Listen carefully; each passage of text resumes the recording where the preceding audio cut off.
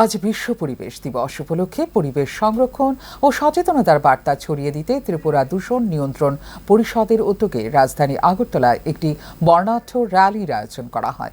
Sukanta academy প্রাঙ্গণ থেকে শুরু হওয়া এই র্যালিতে অংশ নেন বনমন্ত্রী অনিমেষ দেববর্মা সহ বিভিন্ন স্তরের বিশিষ্ট ব্যক্তিবর্গ।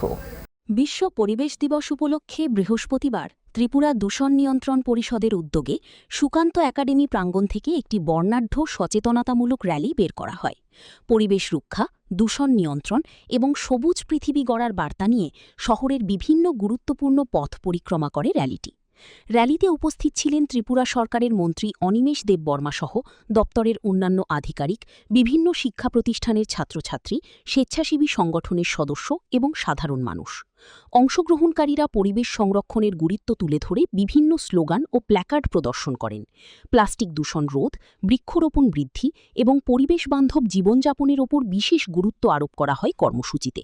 সাংবাদিকদের সাথে কথা বলার সময় আজকের দিনটার গুরুত্ব তুলে ধরার পাশাপাশি রাজ্যের পরিবেশ এবং বন দপ্তরের মন্ত্রী অনিমেষ দেববর্মা দাবি করেন, সকলের সম্মিলিত প্রয়াস এবং সচেতনতার মধ্য দিয়েই পরিবেশ রক্ষা করা যাবে। বিশ্ব পরিবেশ দিবস এবং এই দিবস উপলক্ষে আমাদের একটা শোভাযাত্রা আমরা শুরু করছি।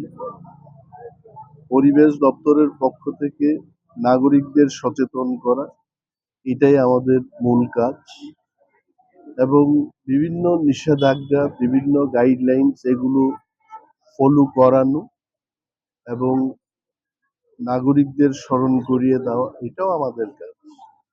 এবং এই বিশ্ব পরিবেশ দিবস উপলক্ষে আমি রাজ্যের সকল জনগণকে শুভেচ্ছা জানাচ্ছি এবং এই কথাই বলবো যে পরিবেশকে সুস্থ রাখতে গিয়ে শুধু কিছু মানুষ তারা সেই চেষ্টা করলেই হবে না।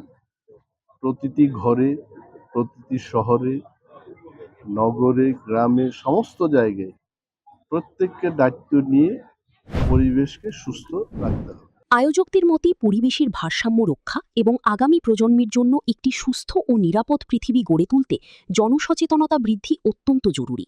সেই লক্ষ্যেই বিশ্ব পরিবেশ দিবস উপলক্ষে এই বিশেষ র্যালির আয়োজন করা হয়েছে। Bureau report, news now.